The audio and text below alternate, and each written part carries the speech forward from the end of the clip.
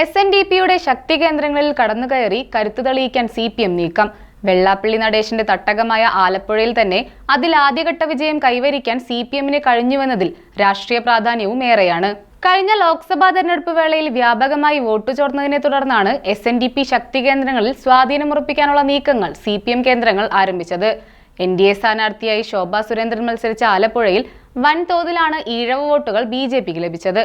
ഈ അന്തരീക്ഷം സൃഷ്ടിച്ചതിൽ വെള്ളാപ്പള്ളിക്കും മകൻ തുഷാറിനും വലിയ പങ്കാണുള്ളത്. NDA മുന്നണിയുടെ ഭാഗമായ BDJS ആകട്ടെ പരമ്പരാഗത CPM വോട്ട് ബാങ്കിൽ വലിയ വിള്ളലാണ് വരുത്തിയത്. വരുംകാല തെരഞ്ഞെടുപ്പുകളിൽ ഇത് വലിയ തിരിച്ചടിയാകുമെന്ന് മനസ്സിലാക്കിയാണ് അതിന് തടയിടാനുള്ള നീക്കങ്ങൾ CPM കേന്ദ്രങ്ങൾ ആരംഭിച്ചിരിക്കുന്നത്. വെള്ളാപ്പള്ളി നടേശനെ വളരെയധികം സ്വാധീനമുള്ള ആലപ്പുഴയിലെ അപ്രമാദിത്വം അത്ര വേഗം തകർക്കാനാവില്ലെന്ന് തിരിച്ചറിഞ്ഞ് തന്നെയാണ് CPM ഈ വെല്ലുവിളി ഏറ്റെടുത്തത്. ആദ്യഘട്ടത്തിലെ കാൽവെപ്പ് വിജയകരമായതിന്റെ ആവേശത്തിമർപ്പിലാണ് CPM കേന്ദ്രങ്ങൾ.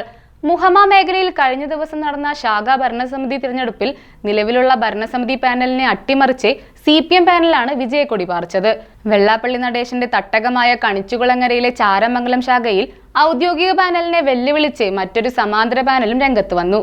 CPM നേതൃത്വത്തിലുള്ള പാനൽ സജീവമായതോടെ ഔദ്യോഗിക വിഭാഗം പാനൽ പിൻവലിക്കുകയായിരുന്നു.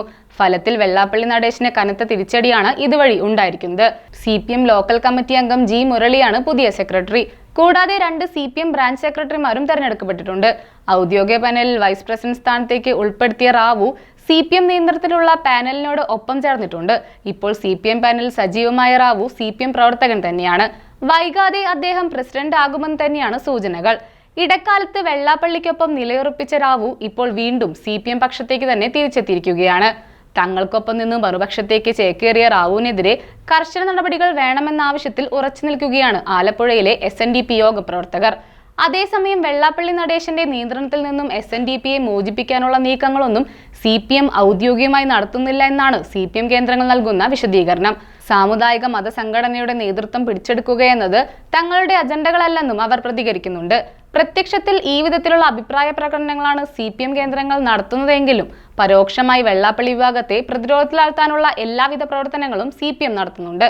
അതിനുള്ള ഏറ്റവും നല്ല ഉദാഹരണമാണ് ആലപ്പുഴയിൽ കണ്ടത്. ആലപ്പുഴ മോഡൽ CPM ഇടപെടലുകൾ വെള്ളാപ്പള്ളി വിഭാഗത്തിന് ശക്തിയുള്ള ഇതര പ്രദേശങ്ങളിലും വ്യാപകമാക്കാനുള്ള നീക്കത്തിലാണ് CPM കേന്ദ്രങ്ങൾ. അതേസമയം വെള്ളാപ്പള്ളി നടേശനെതിരെ തുറന്ന യുദ്ധം പ്രഖ്യാപിക്കുന്നത് ശരിയായ രാഷ്ട്രീയ തന്ത്രമല്ലെന്ന് വിശ്വസിക്കുന്നവരും CPMലുണ്ട്. എന്നാൽ ഇടതുപക്ഷ വോട്ടുകൾ BJP കേന്ദ്രങ്ങളിൽ എത്തിക്കുന്ന വെള്ളാപ്പള്ളിക്കെതിരെ കർശന നിലപാടുകൾ കൈക്കൊള്ളാൻ ഇനിയും വൈകരുതെന്ന കടുത്ത നിലപാടിലാണ് പാർട്ടി സെക്രട്ടറി MV ഗോവിന്ദൻ മാസ്റ്ററെ പോലെയുള്ള നേതാക്കൾ. എന്നാൽ ഈ വിഷയത്തിൽ മുഖ്യമന്ത്രി പിണറായി വിജയൻ ഇതുവരെയും നിലപാട് വ്യക്തമാക്കിയിട്ടില്ല എന്നതും ശ്രദ്ധേയമാണ്.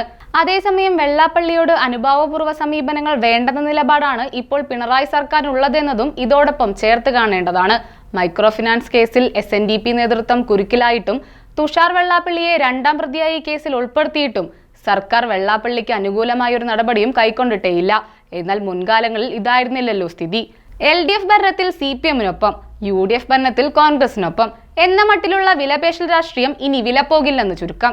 ആലപ്പുഴയിലെ SNDP കേന്ദ്രങ്ങളിൽ പയറ്റി വിജയിച്ച തന്ത്രം ഇനി മറ്റ് ജില്ലകളിൽ കൂടി പ്രാവർത്തികമാക്കാനുള്ള പ്രവർത്തന ശൈലികളാണ് CPM ആവിഷ്കരിച്ചുകൊണ്ടിരിക്കുന്നത്. പുറമേ ധൈര്യം നടിക്കുന്നുവെങ്കിലും വെള്ളാപ്പള്ളി കേന്ദ്രങ്ങളെ അത് വല്ലാതെ ആശങ്കപ്പെടുത്തുന്നുവെന്നതാണ് യാഥാർത്ഥ്യം.